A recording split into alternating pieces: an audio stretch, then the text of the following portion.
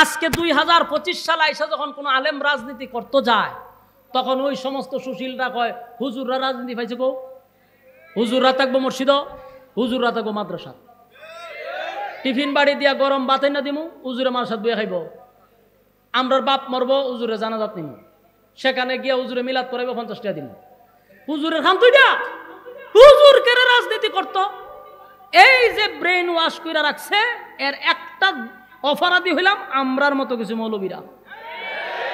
কারণ এই সমস্ত জাহেল গুলার এই ওয়াজ শুনাইছে তো, এই জাহেল গুলা জানে না যখন আমাদেরকে বলে রাজনীতি পাইছো কই, আমরা তো বুক ফুলিয়ে বলি আমরা রাজনীতি শিখছি স্বয়ং রাসূলুল্লাহর কাছ থেকে, রাজনীতি শিখছি রাসূলের কাছ থেকে। আমরা প্রশ্ন করার দরকার ছিল তোরা রাজনীতি পাইছো কই। আমাদের রাজনীতি পাইছিটার এভিডেন্স আছে, ডকুমেন্টস আছে যে আমরা অমুকের কাছ থেকে রাসূলের কাছ থেকে রাজনীতি শিখছি। তোরা কইতে শিখলি? এখন এরা সর্বোচ্চ কইতে পারবো যে আমরা ফেরাউনের থেকে শিখছি, আনালে হামাইনার থেকে শিখছি, আবু জাহিলের থেকে শিখছি, আনালে আপনারা কইব না কি আমারে বলেন।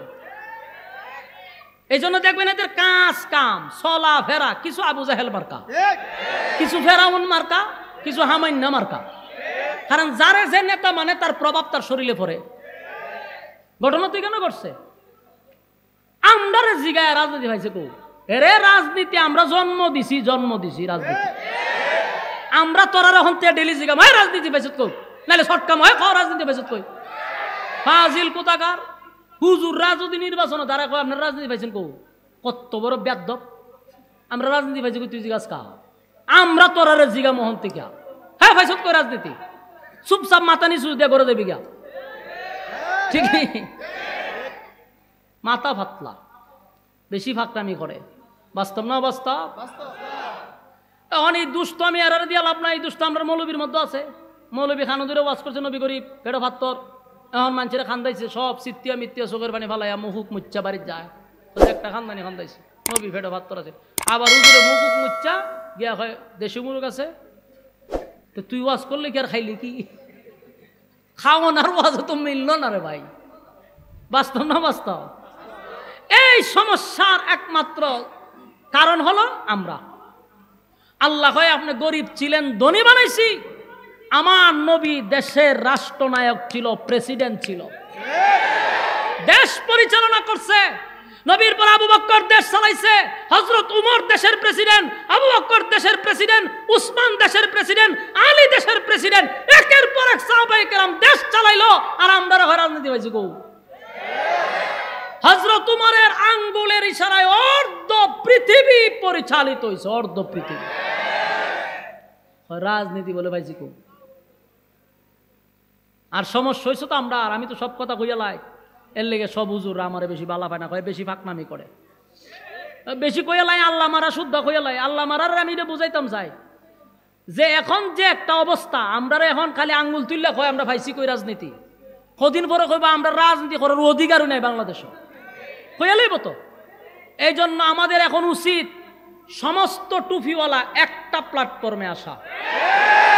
সব টুপিওয়ালা যদি এক না হইতে পারি, আবার আয়নাগর রেডি করবো, যেটি বাংছে এটি আবার গ্লাস মাস ফিটিং করবো, রেডি করতেছে যে হুজুর বেশি দিন বাকি নাই। সব টুপিওয়ালা যদি এক না হইতে পারি, আবার সেই আয়নাগর, আবার সেই জঙ্গি নাটক নাটক সাজাইব। হুদুদি দেখবেন বন্দুক আটকাছি পাচা পাতা ঘুরতে মারতেছি মারতেছে জঙ্গি মারতেছে জঙ্গি, এটা অভিনয় নাটক। স্কুলের মধ্যে পর্যন্ত এগুলো শিখায়, বাচ্চারা দিছে পড়াই তো, এর আরে দাড়ি লাগায়, আলগা দাড়ি লাগায়, টুপি মাথার দিয়ে এটা জঙ্গি বানায়। আপনি আমার বাচ্চাদেরকে স্কুলে কি শিখাইতেছে একটু বোঝার চেষ্টা করেন। দিয়া দেন তো ব্যারিস্টার বানাইবার লেগে স্কুলও পরে এটি নাস্তিক হয়, নাস্তিক হইয়া শেষে বৃদ্ধাশ্রমে আপনার এনে দিয়াইব, লাভ হবে না। বাংলাদেশের টেকনাফ থেকে তেতুলিয়া একটা আলেমের মা বাপ যদি আপনি বৃদ্ধাশ্রমে দেখাইতে পারেন, আর জীবনে মাঠে ওয়াজ করব না। কিন্তু আমি আপনাকে চ্যালেঞ্জ করে বলতে পারবো, বহু ডাক্তারের মা বাপ ওই বৃদ্ধাশ্রমে, বহু ইঞ্জিনিয়ারের বৃদ্ধাশ্রমে, অ্যাডভোকেটের বৃদ্ধাশ্রমে মা বাপ নিয়ে তুই আয়। কোন আলেম 5,000 হোক 10,000 টাকার হোক ইমামতি করুক আর মাদ্রাসাত পড়াক, যাওই খায়, মা বাপ নিয়ে খায়। আর তোরা বোতল খাস বউ আর জামাই মিল্লা, মা বাপ রে দিয়াস নিয়ে আসে বৃদ্ধাশ্রমে। যেমনটা শিখছে এমনটা মা বাপে আশায় দিছিল বড় ব্যারিস্টার হইয়া আমেরিকা লয়ে যাবো, এখন না বৃদ্ধাশ্রম বন্দি করে তুইছে। আজকে আমার মাদ্রাসা গতকালকে রাত্রে এক মুরব্বী মহিলা মাদ্রাসা ঢুকছে। তা আমি জুম্মা পড়াইতে গেছি মাদ্রাসা, তখন উস্তাদ হুজুর ঘটনা তো করছে। আমি কিতা কয়, এক মহিলা কইতে গেছে মাদ্রাসার মধ্যে। আমি কেটে কিতা কহ পরে গিয়া দিয়ে একবারে বৃদ্ধ। এই মহিলারা জিগাই সব কথা কইতে পারে না। জিগাইলাম না বাড়ি কই, তাও কইতে পারে না। বহু কষ্ট করে এরপরে জিগাইলাম বাড়ি ব্রাহ্মণবাড়িয়া। এখন আমারই কেন আইলো কেমনি এত দূর? দেখলাম যে তার সন্তানগুলির নামও বলতে রাজি না, এতটা কষ্ট তার ভিতরে। হয় কোনাহানো সন্তানে সাইরা দিয়ে পড়ছে, ফালাই তুই গেছে গা। অহরহর ঘটতেছে এরকম ঘটনা। এর একটা মাত্র কারণ দিনী শিক্ষা না পাওয়ার কারণ। দিনের শিক্ষা যার ভিতরে নাই সে তো মানুষ নয়, একটা সময়ও মানুষ হয়ে যায়। এজন্য স্কুলে পড়ান, কলেজে পড়ান, ভার্সিটিতে পড়ান, কোনো অসুবিধা নাই। প্রাথমিক ইসলামিক শিক্ষা আপনার সন্তানকে দিতে হবে, শান্তি পাইতেন না। এখন দেখেন ঘটনাটা কি হয়েছে। আমাদের সমস্ত উলামায়ে কেরাম যদি, টুফিওয়ালা যদি সব এক হয়ে যায়, আমার তো মনে হয় না বাংলাদেশে এর থেকে বড় দল আর আছে। সবচেয়ে বেশি দল হলো টুপিওয়ালার। কিন্তু আপনি তাকায়া দেখেন 100 জন হইলে পরই একটা ব্যানার লয়ে খার হয়, আমার একটা দল, আমি সভাপতি। খালি দল আর দল। ফাঁস হয়ে গেলাম, চাল লাগতো না, নাম দিয়ে দিছে আমি অমুক দল ইসলামিক, আমি সভাপতি। আমার দিদি বাবা দল করতা যত ঘটনা গীতা জাগায় জাগায় আর পাড় হইয়া জায়গা। উচিত ছিল সব বাদ দিয়ে এক দল। ওখান থেকে ওইতেনদের দল কয় হেড টুফি উষা, আমার দলের সাথে মিলে না, এর সাথে আমার হইতো না। কয় হেড টুফি সুকা, এর সাথে আমার মিলবে না। এর টুফি নেশা, এর সাথে আমার মিলবে না। ওরে বাইরে, ইসলামের স্বার্থে তুই টুফি উষা নেশা যদি তালাশ করস তো ঐক্য হইবে কোন সময়? চিন্তা করছেন? এগুলা আমাদেরকে করাইতেছে, কোটি কোটি টাকা ব্যয় করতেছে মৌলবীদের মধ্যে ফাটল সৃষ্টি করার লেগে সকৌশলে। কিন্তু আমরা কয়েকটা সিটের জন্য দালালি শুরু করে দিছি। এই দালালের গোষ্ঠী, দালালগুলি এখন পর্যন্ত আমাদেরকে এক হইতে দিল না। কয়েকটা সিটের জন্য গাদ্দারি করতেছে জাতির সাথে। আরে ভাই, আকীদার গোষ্ঠী কিলান আপনি? সে তো কোরআন মানতেছে, আল্লাহ মানতেছে, রাসূল মানতেছে। আকীদার জায়গার তাক, ইসলামের স্বার্থে সব এক হতে হবে ইনশাআল্লাহ। আমাদের মধ্যে কোনো ভেদাভেদ থাকবে না। একজন বুকে হাত বাঁধে, তারে বাঁধতে দেন, হ্যাঁ বাঁধো, অসুবিধা নাই। একজন টুপি 5 হাত লম্বা লাগাইছে, রে পড়তে দেন, অসুবিধা কি? এটা কি ইসলামের মূল বিষয়? একবারের যে হাত নাই, ওখানে নামাজ পড়তে কেমনে? আপনি হাত বুকও বাঁধছে, চিল্লা ছিল, এখন হাতই নাই, কি তা করবো? আমার কত হলো, একজনের দাঁড়াইয়া ক্যাম করতেছে, রে ক্যাম করতে দেন। একজনের বৈশা দূরত পড়তেছে, পড়তে দেন। আমার মূল জায়গায় এক হতে হবে। আল্লাহ এবং রাসূলের ক্ষেত্রে, কোরআনের ক্ষেত্রে আমাদের এক আছে কিনা, এটা আমাদের দেখার বিষয়। এই ওখানে আকীদা বলে বালানা, তে হের বালানা, হের বালানা, এগুলা কইরা বিপদ আমাদের ডেকে আনতেছে। আমাদের বিপদ আমরা ডেকে আনছি। প্রত্যেকটা বার আমরা জাতির কাছে টিস্যুর মতো ব্যবহার হচ্ছে। আলেমরা হলো টিস্যু। এই যে 5ই আগস্টে এতগুলা আলেম মারা গেল, ছাত্ররা শহীদ হইল, কি বুঝেন আপনারা? এতদিনের অ্যানালাইসে কি বুঝছেন? আমি যতটুকু বুঝছি, 4 পয়সার দাম আমরা এরা দেয় নাই। কোনো একটা মিটিংয়ে ডাকলে কোনো আলেমরা ডাক দেয় না, অথচ আমরা রক্ত দিলাম, আমরা ডাকে না। আমাদের নামটা তারা টকশুতে বলতে চায় না, চ্যানেলগুলিতে আমাদের নাম বলতে রাজি নয়। আলেমরা শহীদ হয়েছে কথাটা বলতেও রাজি না। একমাত্র বাহিরের দেশে একজন হিন্দু লোক, পিনাকি ভট্টাচার্য, কিছুটা আলেমদের পক্ষে কথা বলতেছে, একজন হিন্দু লোক এসেরা। আর আমরা মুসলমান নামদারি বেশগুলো আলেমদের নামই নিতে রাজি না, অথচ রক্ত দিছে আলেমরা। বারবার কোনো বিপদে পড়লে আমরা চাপায়ে গেছি আপনাদের পাশে, আজকে আমরা মাইনাস করে দেয়। তো এটার একমাত্র দোষ আমাদের, আমরা টিস্যু। সবসময় টিস্যু এ থাকার দরকার নাই। যদি কাঁধে কাঁধ মিলাই, কসম খোদার এই বেদ ভাঙ্গার সাহস কারো নাই, এই বাদ ভাঙ্গার সাহস কারো নাই। রাজি আছি তো ইনশাআল্লাহ? আল্লাহ বলেন, ওয়াজাদাকা আইলান ফাআগনা, আপনি গরিব ছিলেন, আমি আপনাকে ধনী বানাইছি। এখান থেকে বোঝা গেল শুধু গরিব নয়, নবীর আল্লাহ ধনীও বানাইছে। আম্মা জান খাদিজা ওয়াটাল সম্পত্তির মালিক ছিল। আম্মা জান খাদিজা উনি কিন্তু একজন শিল্পপতি মহিলা ছিল।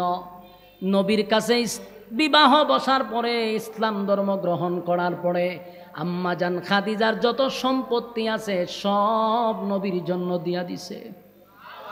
আম্মা জান খাদিজা বলেন, পয়গম্বর আমার যত সম্পদ আছে সব ইসলামের জন্য আমি দিয়া দিলাম, আপনার যেখানে মনে চায় সেখানে আপনি খরচ করবেন। সুবহানাল্লাহ।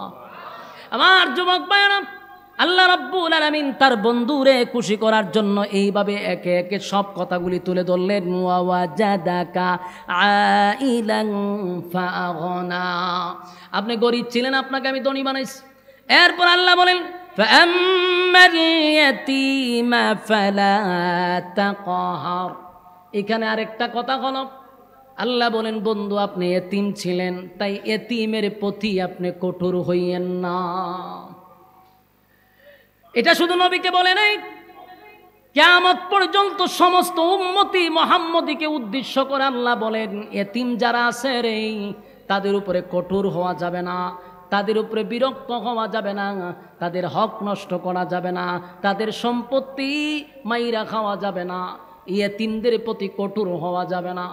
আজকে কোটি কোটি কোটি কোটি টাকার মালিক, ঢাকা শহরে বাড়ির অভাব নাই, টাকা পয়সার অভাব নাই, বাড়ির পাশে এতিমরা না খাইয়া ঘুমায়, বাড়ির মালিকের খবর নাই। আল্লাহ বলে বান্দা শুন, টাকা দিয়া পরীক্ষা করি, কাউরে গরিব বানায়া পরীক্ষা করি রে, কাউরে টাকা বাড়ি গাড়ি দিয়া পরীক্ষা করি। একদিন আমার কাছে আসতে হবে, হিসাব আমার কাছে দিতে হবে।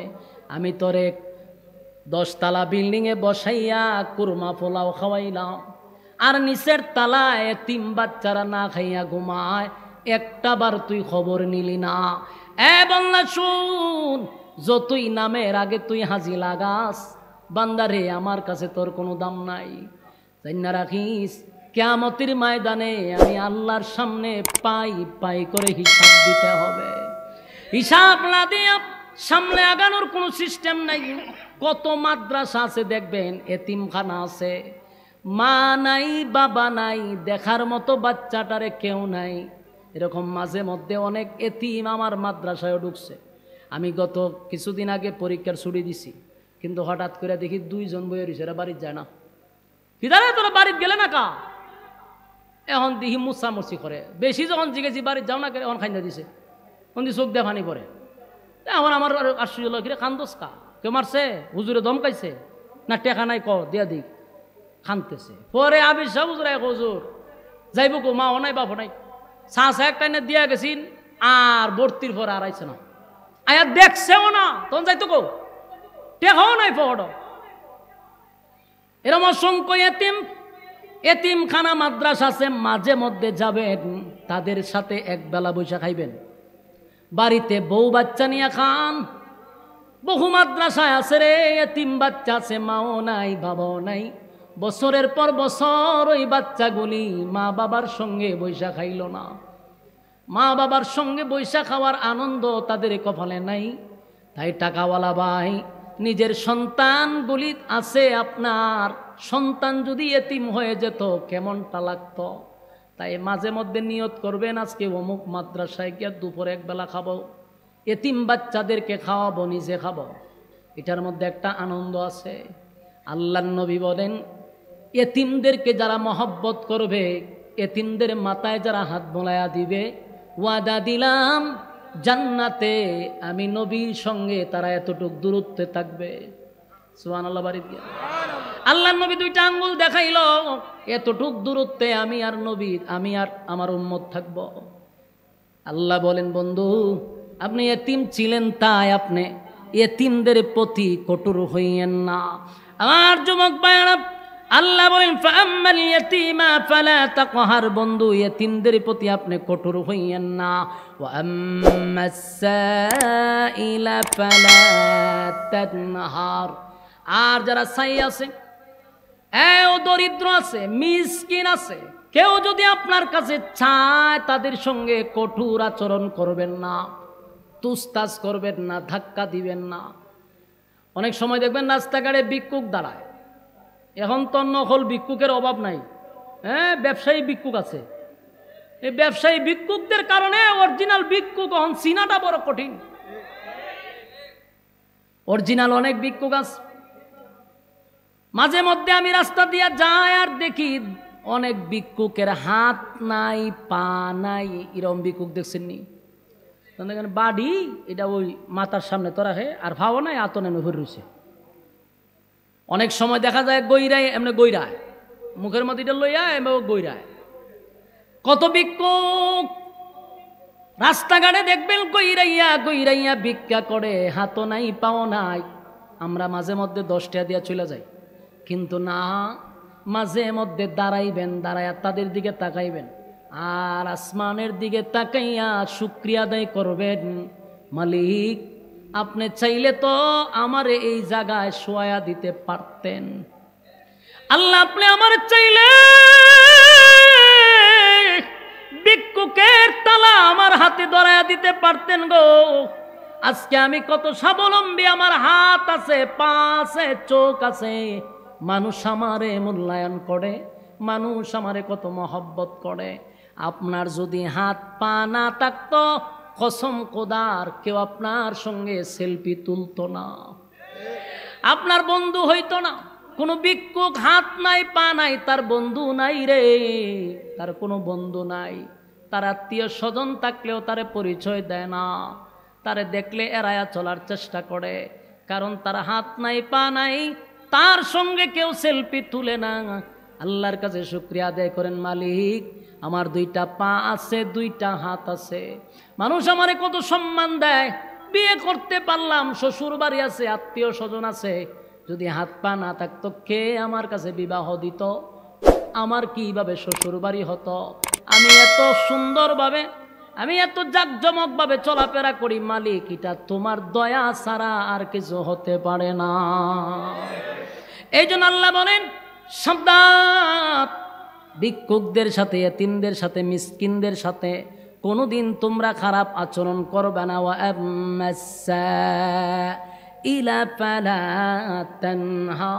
সাবধান, কঠোরভাবে তাদের সঙ্গে কথা বলা যাবে না। এরপর আল্লাহ বলেন, وَأَمَّا بِنِعْمَةِ رَبِّكَ فَحَدِّثْ। আল্লাহ বলেন, বন্ধু আপনার রব আপনার যেই নিয়ামতটা দিছে, সেই নিয়ামতের শুকরিয়া আদায় করেন। নিয়ামত যে দিছে এটা মানুষের কাছে প্রকাশ করেন। আপনি আমারে যদি আল্লাহ সুস্থ রাখে, শুকরিয়া আদায় করব কার? এটা একটা নিয়ামত। আপনি মাসে মাসে টাকা কামান, আপনার বাড়ি আছে, গাড়ি আছে, এটা কোনো দোষের কিছু না। একটা মানুষের যদি প্রশস্ত বাড়ি থাকে, গাড়ি থাকে, বউ থাকে, তার থেকে ভাগ্যবান আর কেউ হতে পারে না। শেষ দুনিয়ার সবচেয়ে সুখী মানুষ যদি আল্লাহর গোলামি করে, গা বাড়ি যদি 20টা থাকে, ঢাকা শহরে, আর এ যদি আল্লাহর ইবাদত বন্দি করে, তাহলে কি দোষের কিছু? হ্যাঁ, কথা কই না? ইসলামে কি আপনারা কইছে গরিব হয়ে থাকতে? আপনারা আছে, আপনি শান শৌকতে চলেন না কা? এই সমস্যার থেকে বাইর হয়ে আসতে হবে। আমরা এমন একটা বাপ দরি পাঞ্জাবি ফিসাদা বলতে বলতে উপরে উঠছে, তাই আল্লাহ ওয়ালা বুজুর্গ তসবি জোরে সুবহানাল্লাহ, অথচ ফার্স্টিয়াতে একটা ইস্তারি দেওয়া দেয় না। বুজুর্গ কি বাপ? এটা বন্ডামি ছাড়া আর কিছু না, এটি বন্ডামি। আমার রাসূল যদি আজকে 2025 সালে থাকতো, একটা এক্সাম্পল, এখন যদি থাকতো, পৃথিবীর সবচেয়ে দামি হেলিকপ্টারটা রাসূল চালাইতো, স্বর্ণ দিয়ে হেলিকপ্টার বানাই দিত উম্মতেরা, ঠিক কিনা বলেন? তো যেই সময় যে অবস্থা, আপনি এইভাবেই থাকবেন, শান শৌকতে চলেন। আপনার আমার চলাফেরা দিকটা, আলেমদের চলাফেরা দিকটা, একজন শিল্পপতির ছেলে যেন মাদ্রাসায় ভর্তি করতে বাধ্য হয়। অনেক আলেমের যদি কিছু টেকা হয়, তো আর একটা জল্লা ঘুরে মরে যায়, রাতে ঘুমানো আলি 4টায়, সালি 4টায়। কেন? তোর জাতি বাইর যদি বাড়ি হয়, গাড়ি হয়, এটা তোর জন্য ভালো। আমার দেখতে আরেকজন শিল্পপতির ছেলে মাদ্রাসায় ভর্তি করবে। আমার চলাফেরা থাকতে হবে শান শৌকতে, কথা এখন ঠিক নেই, এখান থেকে বাইর হয়ে আসতে হবে। এই জন্য আল্লাহ বলে, আপনাকে যেই নিয়ামত দিছি সেটার শুকরিয়া আদায় করেন। যদি আপনার ডাকাতে বাড়ি থাকে, আপনি শুকরিয়া আদায় করেন, আল্লাহ বাড়িওয়ালা বানাইছেন, আমার অধীনে কত মানুষ বারাটিয়া থাকে, আপনি চাইলে আমারে বারাটিয়া বানাইতে পারতেন, তারে মালিক বানাইতে পারতেন। এই জায়গায় আপনি আমারে সম্মান দিছেন, ইজ্জত দিছেন, মালিক আল্লাহর কুদরতি পায়ে সেজদায় পড়ে আপনার শুকরিয়া আদায় করা দরকার। আমার যুবক ভাইয়েরা, প্রত্যেকটা নিয়ামতের জন্য শুকরিয়া আদায় করা দরকার। যাদের চক্ষু নাই, আমরা আজকে আসমান দেখি, জমিন দেখি, সূর্য দেখি, চন্দ্র দেখি, মা দেখি, বাবা দেখি, আত্মীয় স্বজন দেখি, যারা জন্ম অন্ধ পৃথিবীতে আসলো রে, কিন্তু পৃথিবীর সৌন্দর্য তারা দেখতে পারল না, এমনকি আপন মা বাবারেও তারা দেখতে পারে নাই। তাই আমরা আল্লাহর কাছে বেশি বেশি করে শুকরিয়া আদায় করব। রাজি আছি? কারা কারা রাজি? হাত তুলে দেখায় দেন। লিল্লাহে তাকবীর, নারে তাকবীর। রাজি আছেন তো ইনশাআল্লাহ? আর ইনশাআল্লাহ মাদ্রাসার প্রতি আমরা নেক নজর রাখবো। রাজি আছেন ইনশাআল্লাহ?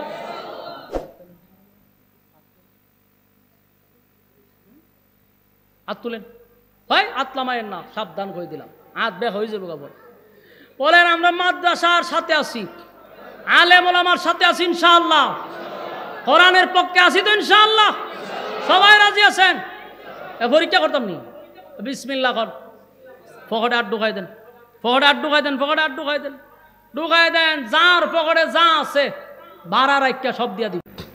কাগজ দিলাম, টেকা লইয়ান, টেকা লইয়ান, জলদি জলদি করেন, জলদি করেন। খিতা লেগছে বেটা,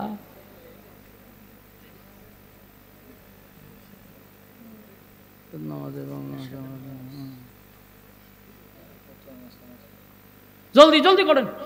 ও জানছি নি মাশাআল্লাহ তুলেন। এই মাশাআল্লাহ, নাম কি? মোহাম্মদ ইউনুস মিয়া, নবীর নাম। আল্লাহ ইউনুসের হায়াতে আমলে বরকত বাড়ায় দাও, আমিন। আল্লাহ দিনদার বানায় দাও। হ্যাঁ, আর আসুননি কেউ? জলদি করেন, জলদি করেন। মাদ্রাসার জন্য আপনাদের কাছে ব্যাগ গেছে, যতটুক পারেন শরিক থাকবেন। দিনই এই কাজগুলোর সঙ্গে নিজেকে শরিক রাখার চেষ্টা করবেন। চেষ্টা করবেন যে মাদ্রাসা মসজিদে আমার অর্থের কিছু টাকা হইলো এখানে জড়িত থাকুক, আপনি চেষ্টা করবেন। আল্লাহ তাআলা এই প্রতিষ্ঠান আপনাদের এলাকার গর্ব, বিশাল এক মাদ্রাসা। এই মাদ্রাসার মধ্যে যে কোরআন তেলাওয়াত হয়, এটার একটা রহমত বরকত এই এলাকার মানুষগুলো পাইতেছে। বিভিন্ন বিপদ আপদ থেকে আল্লাহ আপনাদেরকে হেফাজত করতেছে। মাদ্রাসার প্রতি এক নজর রাখবেন। জলদি করেন, জলদি। শেষ নেই, ব্যাগ ওঠানি শেষ নেই। আমার পরে কেউ আছে? اللهم صل على محمد وعلى آل محمد كما صليت على إبراهيم وعلى آل إبراهيم إنك حميد مجيد. دعاء شريك شباب. ربنا ظلمنا أنفسنا وإن لم تغفر لنا وترحمنا لنكونن من الخاسرين. ربنا لا تزغ قلوبنا بعد إذ هديتنا وهب لنا من لدنك رحمة إنك أنت الوهاب. إن صلاتي ونسكي ومحياي ومماتي لله رب العالمين. رب العالمين الله গভীর রাত নজুলে রহমতের সময় আপনার কুদরতি নজর দিয়া তাকান। কত সাদা সাদা দাড়িওয়ালা মুরব্বীরা আমার সঙ্গে হাত বাড়াইছে, কত ছোট ছোট মাসুম বাচ্চারা আমার সঙ্গে হাত বাড়াইছে। আল্লাহ নওজোয়ান তরুণ যুবক ভাইয়েরা হাত বাড়াইছে, পর্দার আড়ালে আমার মা বোনেরা হাত বাড়াইছে। রব্বুল আলামিন হাফিজুল কোরআনরা হাত বাড়াইছে, জাতির শ্রেষ্ঠ সন্তান হযরত উলামায়ে কেরামরা হাত বাড়াইছে। আমি গুনাহগার নাগান্দানা ফরমান নালায়েক অযোগ্য মুসাফির হালতে আপনার দরবারে ভিক্ষুকের দুইটা হাত বাড়াইলাম। মেহেরবানি করে গো জীবনের সগীরা কবিরা গুনাহগুলি মাফ করে দেন। বাকি জিন্দেগি যতদিন বাঁচায় রাখবেন, ইহদিনাস সিরাতাল মুস্তাকিম, আল্লাহ সঠিক সরল রাস্তার উপরে জীবনটাকে পরিচালনা করার তৌফিক দেন। যেমনে চললে আপনি খুশি ওইভাবে জীবনটাকে পরিচালনা করার তৌফিক দেন। আল্লাহ চলার পথে শয়তানের ওয়াসওয়াসার থেকে হেফাজত করেন। আল্লাহ শয়তানের বিভিন্ন চক্রান্ত থেকে হেফাজত করেন। আল্লাহ আমরা যারা হাত বাড়াইলাম, আমাদের মধ্যে অনেকেরই মা নাই, বাবা নাই, দাদা নাই, দাদি নাই, নানা নাই, নানি নাই, শ্বশুর নাই, শাশুড়ি নাই, আত্মীয় স্বজন, ভাই বারাদর পাড়াপড়শি, হকদার দাবিদার, মায়ার মানুষ, মহব্বতের মানুষ, বন্ধু বান্ধব কবরে চলে গেছে। জানি না গো আল্লাহ কোন অবস্থায় কোন হালতে আছে। আজকের এই মাহফিলের পক্ষ থেকে আপনার দরবারে মাফ চাই, তাদের কবরের আযাব মাফ করে দেন। আল্লাহ আমাদের পক্ষ থেকে লাখ কোটি দুরুদ এবং সালাম সোনার মদিনায় নাম ধরে ধরে সালামটুকু পৌঁছায়া দেন। আল্লাহ আপনার বান্দাগুলি কত আশা লইয়া হাত বাড়াইছে, কেউ রে খালি হাতে আপনি ফিরাইয়া দিয়েন না আল্লাহ। কত মানুষ কত পেরেশানি নিয়া হাত বাড়াইছে, কত মানুষ ঋণগ্রস্ত আছে, ঋণ থেকে মুক্তি দেন আল্লাহ। কত মানুষ পেরেশানির মধ্যে আছে, পেরেশানি দূর করে দেন আল্লাহ। কত মানুষ অসুস্থ আছে, আপনি শিফা দান করেন আল্লাহ। আল্লাহ কত মানুষ মুসিবতের মধ্যে পড়ে গেছে, আপনি উদ্ধার করে দেন আল্লাহ। আল্লাহ আমাদের গুনার কারণে আমাদেরকে আপনি রোগ বেমার দিয়েন না, গুনার কারণে আমাদের প্রতি আপনি রাগ কইরেন না আল্লাহ। রাগ কইরা ক্যান্সারের মতো রোগ আমাদেরকে দিয়েন না আল্লাহ। গুনার কারণে প্যারালাইসিসের মতো রোগ দিয়েন না, গুনার কারণে চোখের পাওয়ার কমায়া দিয়েন না, গুনার কারণে কিডনি দুইটা ড্যামেজ কইরেন না আল্লাহ। গুনার কারণে গাড়ির চাক্কার তুলে ফেলায় মাইরেন না, কুকুর বিড়ালের মতো রাস্তাঘাটে মাইরেন না আল্লাহ। গুনার কারণে পাগল বানায়েন না, গুনার কারণে মানুষের কাছে চাই বানায়েন না আল্লাহ। গুনার কারণে মানুষের সামনে লজ্জা দিয়েন না আল্লাহ। ইজ্জতের জিন্দেগি আপনার কাছে চাই গো, বেজ্জতি জীবন থেকে পানা চাই আল্লাহ। যতদিন বাঁচায় রাখবেন ইজ্জতের জিন্দেগি আমাদেরকে দান করেন আল্লাহ। ইজ্জতের জিন্দেগি দান করেন আল্লাহ। বেজ্জতি জীবন থেকে পানা চাই মাফ করেন আল্লাহ। আল্লাহ বিশেষ করে এই মাহফিলটা করতে গিয়া যারা টাকা দিয়া, পয়সা দিয়া, বুদ্ধি দিয়া, শ্রম দিয়া আল্লাহ রান্না বান্না করে যে যেমনে পারছে মাহফিলটার জন্য রাত দিন অক্লান্ত পরিশ্রম যারা করছে, আমার ছাত্র ভাইয়েরা সহ প্রত্যেককে আপনি আল্লাহ দুনিয়া আখিরাতের সম্মান দান করেন আল্লাহ। যারা টাকা পয়সা দিয়ে সাহায্য সহযোগিতা করলো, ব্যবসা বাণিজ্য খামাই রোজগারে বরকত বাড়ায়া দেন, বিবি বাচ্চাগুলাকে নেককার বানায়া দেন আল্লাহ। মাদ্রাসার যত জরুরত আছে গাইবি খাজানা থেকে আপনি পুরা করে দেন। মাদ্রাসার ছাত্র শিক্ষকদেরকে কবুল করেন। এই এলাকাবাসীর জন্য এই মাদ্রাসা নাজাতের উসিলা করে দেন আল্লাহ। এই মাদ্রাসা এলাকাবাসীর জন্য নাজাতের উসিলা করে দেন। আমরা যারা এই মুহূর্তে হাত বাড়াইছি আপনার দরবারে দরখাস্ত আল্লাহ, তাম পৃথিবীতে আজকে মুসলমানরা লাঞ্ছিত অপমানিত আল্লাহ। মুসলমানরা সব জায়গায় মায়ের খায়, মেহেরবানি করে আপনার আসমানি সাহায্য আমাদেরকে দান করেন আল্লাহ। ফিলিস্তিনের মা বোনদেরকে হেফাজত করেন, গাজাবাসীকে হেফাজত করেন আল্লাহ, গাজাবাসীদেরকে হেফাজত করেন আল্লাহ। বিশ্বের মুসলমান যেই যেই জায়গায় নির্যাতিত আপনার কুদরতিভাবে সাহায্য করেন আল্লাহ। যা বললাম যা শুনলাম নবীজির জুতার দুলার বরকতে দুয়ারে কবুল করেন, নবীজির জুতার ধুলার বরকতে দুয়ারে কবুল করেন। সুবহানা রাব্বিকা রাব্বিল ইজ্জাতি আম্মা ইয়াসিফুন ওয়া সালামুন আলাল মুরসালিন আলহামদুলিল্লাহি রাব্বিল আলামিন আমিন। ভর্তি করতে চায় না, হয় মাদ্রাসা হুজুররা খাইতো বা না